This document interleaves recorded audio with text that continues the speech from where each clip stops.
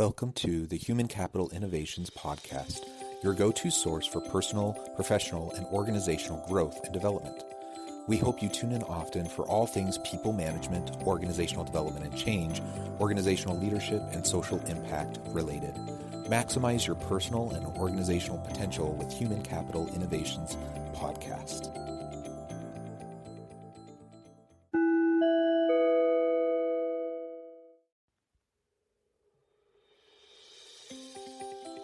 Welcome to the Human Capital Innovations Podcast.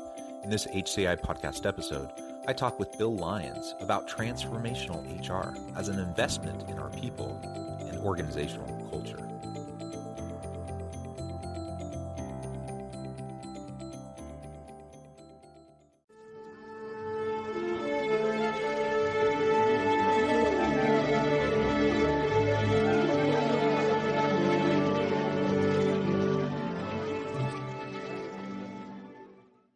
Bill Lyons, welcome to the Human Capital Innovations Podcast.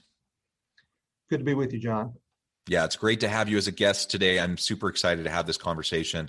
We're going to be exploring something that's near and dear to my heart, and that is really the transformation of HR over time.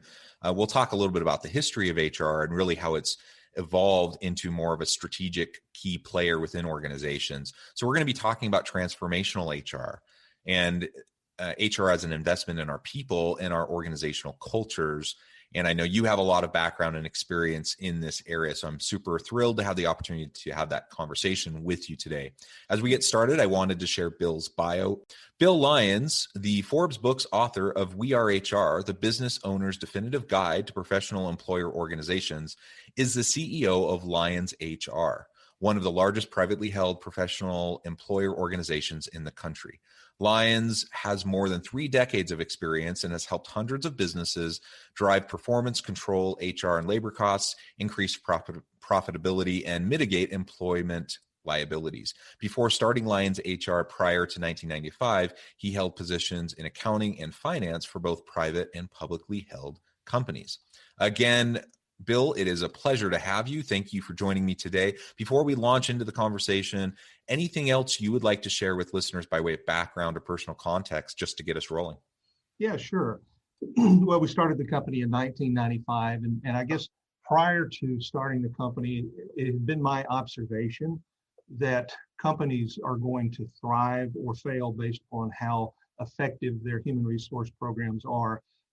Let's face it, our companies are made or broken by our employees and the people that we surround ourselves with. So as we started our company, it was a passion of mine to be involved in human resources and maximizing productivity. And I came to HR from an accounting and finance background, having worked as a controller and a CFO for a couple of different businesses before starting Lyons HR.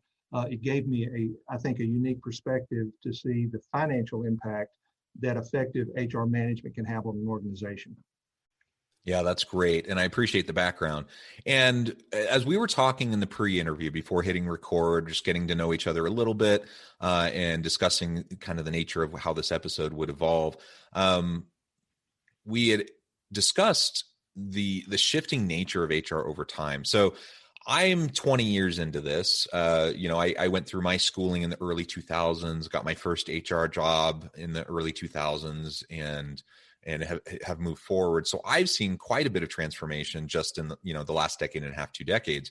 But I suspect you've seen even more, given your long experience. Tell us a little bit, paint the picture for listeners who may not be aware of kind of where things were in the 80s, 90s, and how they shifted in the 2000s into the 2010s, and now where we're at today, moving into the future of work and needing HR to play a certain role. And then we can get into talking about, are we there yet? What do we need to do to get to that point and go down that path?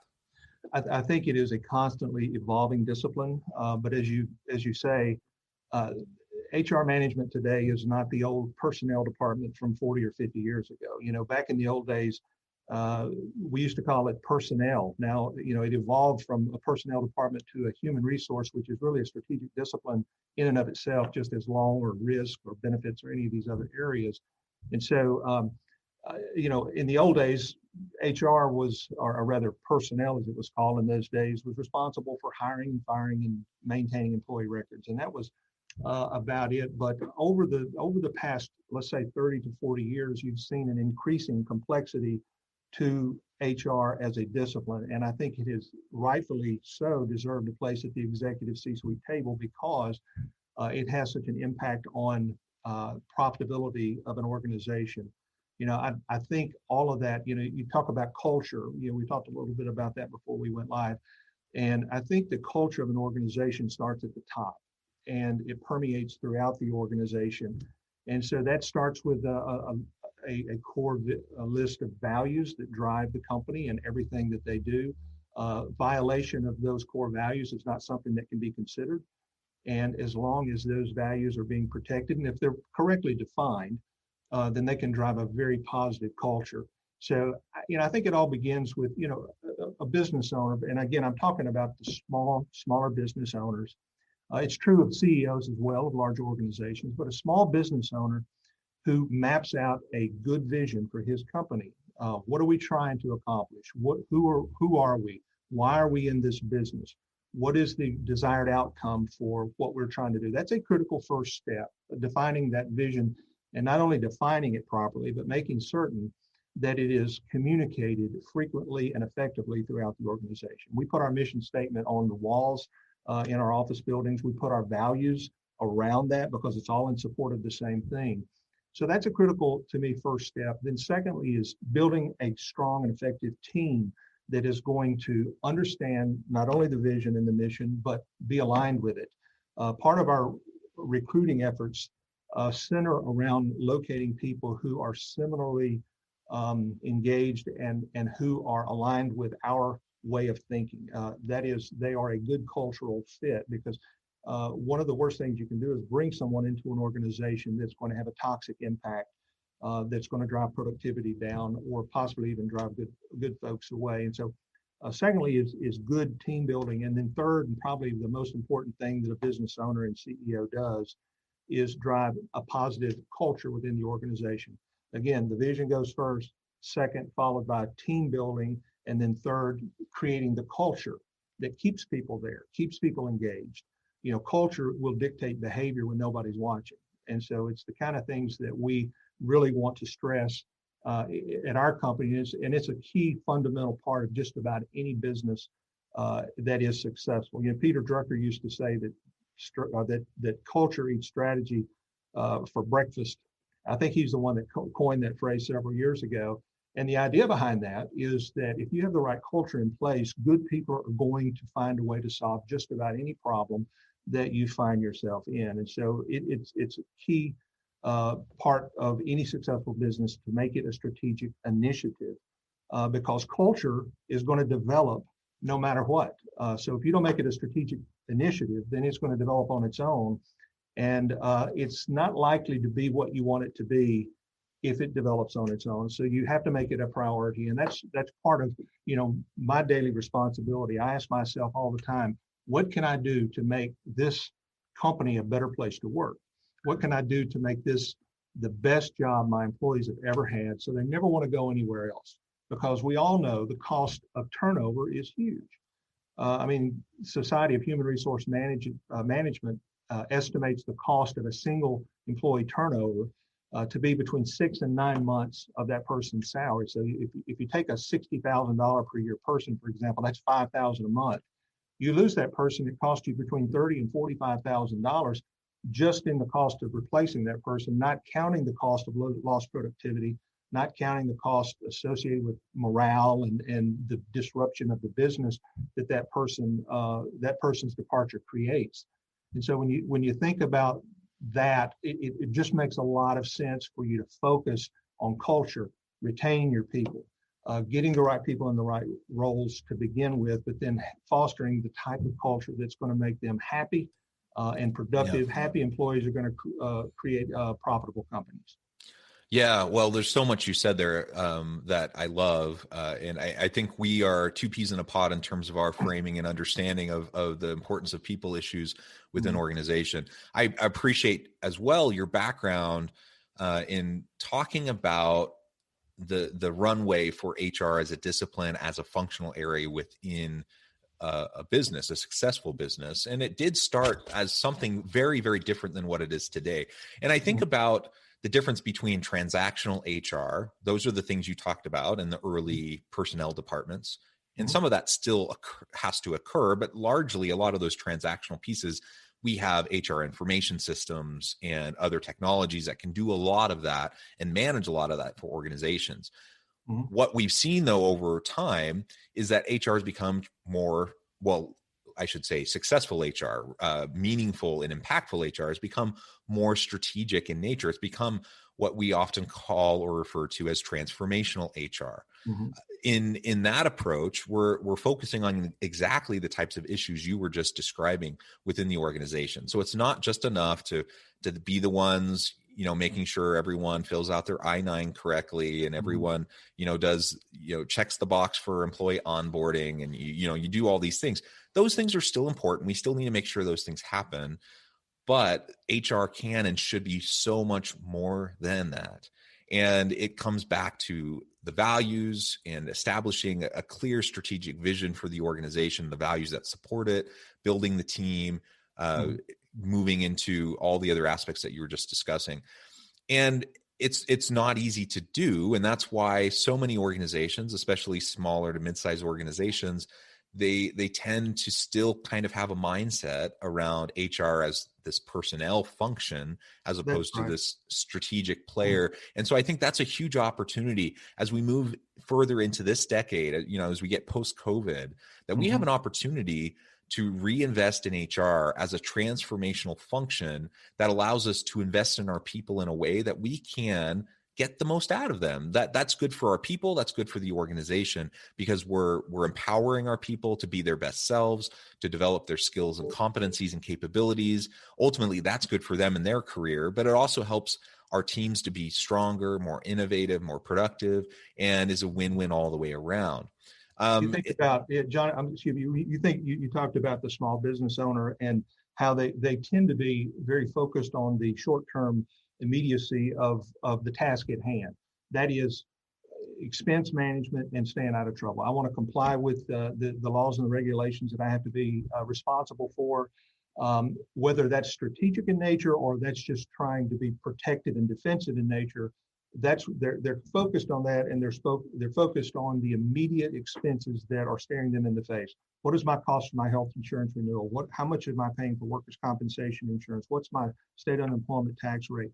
These are the immediate things. And so the important thing is to get business owners to realize the exponential value that comes with expanding their view, not only of those short-term expense items, but thinking about the strategic areas in which HR can drive profitability.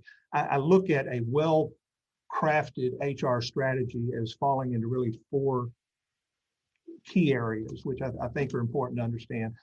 Number one is asset protection, making sure that you're not violating any DOL laws, making sure that your job descriptions are accurate and compliant, making sure that your handbooks are up to date and current and don't violate any current laws. We all know that the employment laws evolve, they change. There are new regulations being issued by the Department of Labor on a very regular basis. So asset protection, all the things that you do to make sure that your company is protected from litigation, is in a defendable position if something were to happen, is key. Second is expense management, the things that we as HR professionals have to spend money on in order to just be in HR.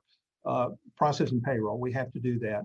We have to provide workers' comp insurance. What are our premiums going to cost us this year? We have to provide some form of benefit plans the best we can for the lowest premium. Those are the short-term expenses, and those are 2 areas that most small business owners focus their attention on. So let's expand that, and let's think about a 3rd and 4th category.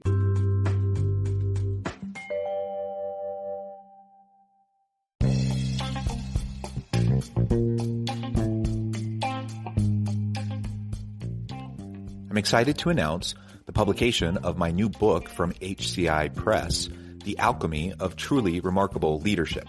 ordinary, everyday actions that produce extraordinary results. Consider how the nature of work has shifted over the past 50 years. With increased globalization, rapid technological advancement, and the shift in economic composition, the average job of today looks very different than the average job of 50 years ago. What will the jobs and organizations of tomorrow look like? Moreover, what does this all mean for organizational leaders? What are the core competencies and capabilities of organizations and their leadership that are prepared for continued disruption and geopolitical and socioeconomic shifts? Regardless of what the future holds, increasingly, leaders need to be socially minded, data-driven, decisive, champions of talent, and disruptors of the traditional notions of leadership, teams, organizations, and work. The alchemy of truly remarkable leadership will help you to explore your own leadership competencies and capabilities and consider ways to apply and implement them into your workplace and personal life.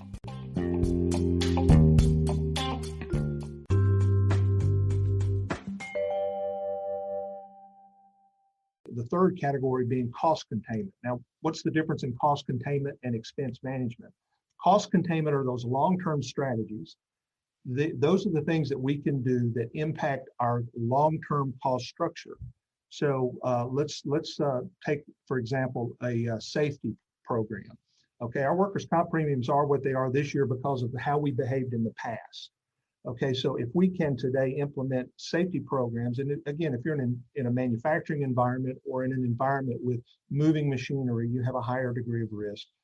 But let's just say that we can improve our safety atmosphere with a strong and effective safety program that will have an impact on our bottom line for years to come. Let's suppose that we can implement an employee wellness and EAP program that's going to make our employees healthier, better adjusted, that's going to improve their personal lives so that when they come to work, they're going to become much more productive and much more engaged in what they're doing. Those are the cost containment strategies that have not just an effect this year and next year, but for a longer period of time. And then finally, what are the things that we in HR can do to enhance employee productivity across multiple spectrums? How do we leverage technology to improve how well we produce our product or service? How can we improve communications throughout the organization so that everyone is on the same page? Are there some things that we're doing that should reasonably be outsourced because it's not our core competency? And is there a more effective way to get this particular thing done and get it off our plate and get it onto the plate of someone else at a better cost? And then probably most importantly in this area of productivity is a professional training and professional development program for our people. How do we make our people better? How do we improve their lives personally and professionally? So if we can get ourselves to look at all four of these areas, not just the asset protection areas where the do's and the don'ts of the legal world, not just expense management, the things that we have to do in the here and now, but let's think about these other two categories where we are containing cost over a span of time, and we are also improving productivity of our people and our organizations through HR systemization, through increased technology, through improved communications, and through potentially outsourcing certain things that are not in our core competency. The reason that small businesses do not focus on these other two areas that I talk about, cost containment and employee productivity, is because the payback is not immediate, and because it takes time for an effective HR strategy to provide the return on investment that the small business owner likes to see. Okay, if I can move my health insurance from company A to company B and save 20%, that's immediate, and that is assuming all the features of the programs are the same, that's a fairly easy decision to make. But if you're asking me to invest a couple of $100,000 into an HRIS system that's going to improve my communications through my system throughout my organization, is going to help me better track and document my employees and their professional development. It's going to help me track a number of other things that are going to help me contain cost. I'm not going to see a return on that investment for probably 2 years or more. And so because these strategic initiatives have a longer payback, it is much more difficult to see the small business owner adopt these, which is one of the reasons we, as professional employer organizations, bring that expertise to our clients almost from day one. Is one of the reasons that our industry is growing the way it is because we bring those type things to a business owner so that he can see a more immediate return on those dollars that he's spending. Yeah, yeah. Everything you said is exactly right. And as you were laying out those different options, it again reminded me of the difference between kind of the old school transactional HR approach versus a more strategic transformational approach. And it also reminded me, like, sometimes I think HR gets a bit of a bad rap because it's seen as kind of the touchy feely, feel good area of business because you just want everyone to be happy all the time. Mm. And while there's absolutely a human case to be made for everything we're talking about in terms of investing in your people, valuing and respecting and honoring the dignity of each individual employee in the organization, there's a clear human case to be made for all of that. But we can boil it down to a very clear business case as well. They go hand in hand. They're not mutually exclusive. So we can do right by our people. We can treat them well with dignity and respect, value them, show them that they mean something to the organization, which will increase engagement and retention and all of those sorts of things, while also remembering that return on investment is very important in making business decisions. And ultimately, we want to have evidence that not only can we see short-term gains from these investments, but also, like you said, there will be long-term positive ramifications of what we're doing if we can sustain them and see them through. And that's the piece that a lot of times small to medium-sized businesses or even large companies that just kind of have people in leadership positions that are kind of old school in their thinking.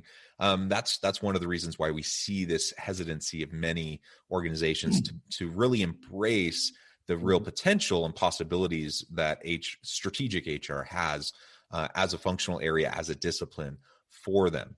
You just laid out several other types of benefits that can help with this cost containment approach.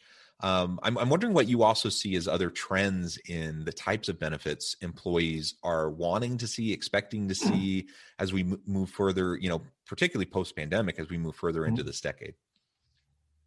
The workplace is evolving. It always has, always will. And as we see more baby boomers retire and the emergence of Gen X and millennials into the workplace, they have a different value system in terms of what they're looking for in their careers. My parents' generation used to go to work for one company and maybe work there for 40 years and retire.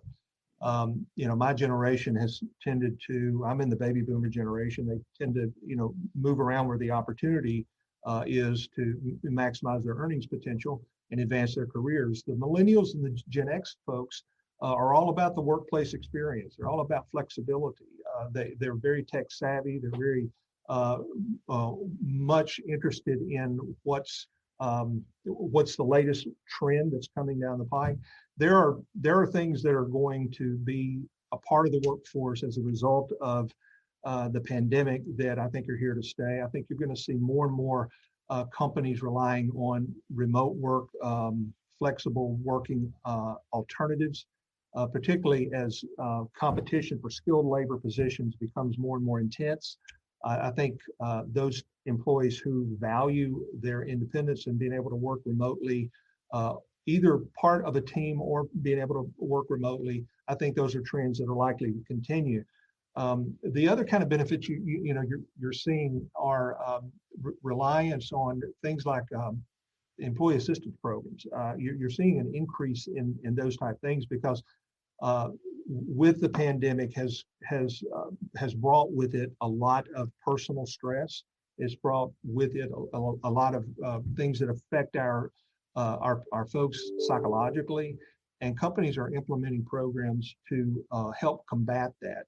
Help them deal with financial struggles in their personal life, helping them deal with maybe a legal issue that has cropped up in their life as a result of being out of work or being quarantined for an extended period of time. We've unfortunately had, seen an increase in addiction issues and people needing substance abuse counseling, not necessarily as a result of the pandemic, although the pandemic has seen an increase in those type statistics.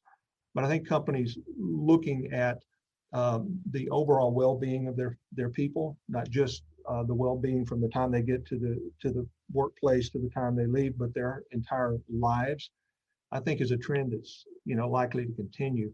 The increased utilization of technology over the last year has been something that has really fascinated me. You have seen the digitization of our society that has been increased by 5 years, probably because of what we've gone through with the pandemic.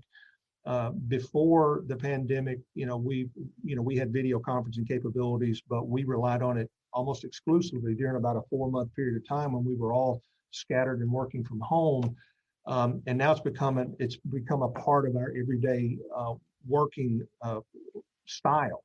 And in fact, sometimes we prefer the video conferencing technology that's available. And I think even smaller companies are beginning to rely some on that, not only to communicate with their employees, but with their customers.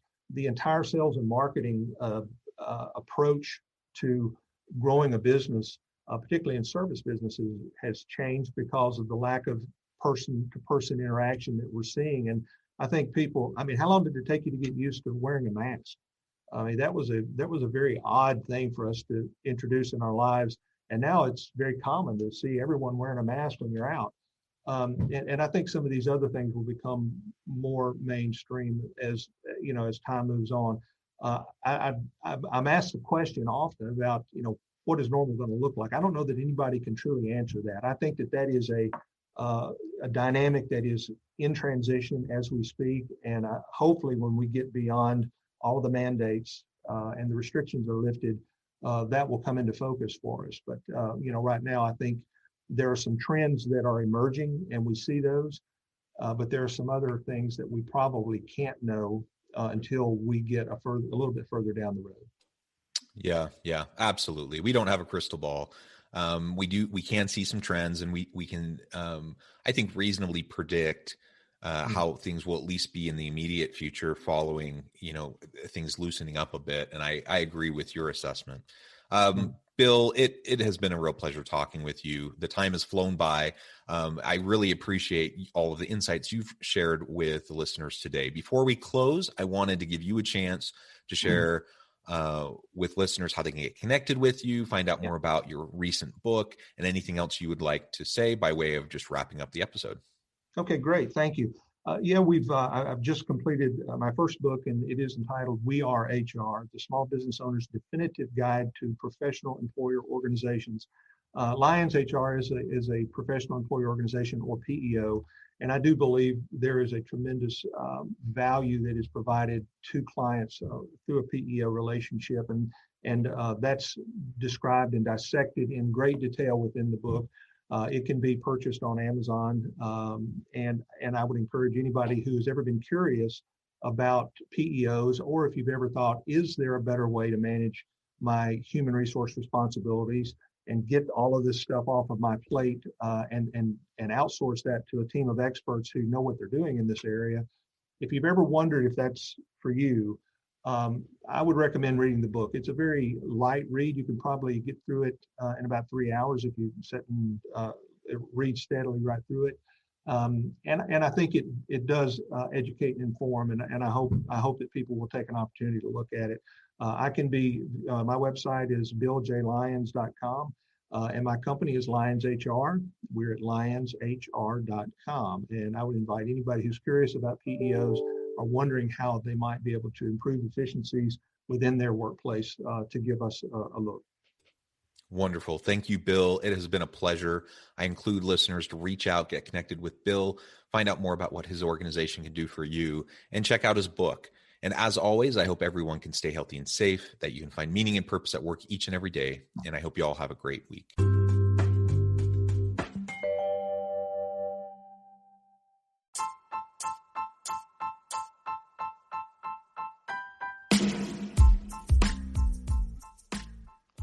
We are excited about the launch of HCI's new magazine, Human Capital Leadership. Human Capital Leadership is a free, interactive e-magazine designed to help individuals, leaders, and organizations find innovative approaches to maximize their human capital potential. We will be publishing issues quarterly in August, November, February, and May. Check out the first issue and let us know what you think.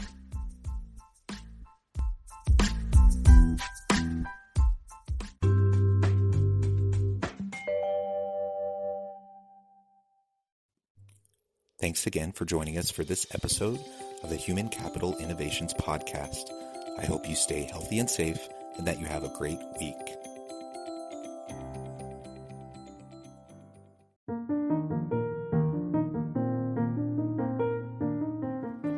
Check out our new weekly LinkedIn newsletter, Alchemizing Human Capital, exploring industry trends via original research and interviews with executives and thought leaders from across the globe. We look forward to having you join us.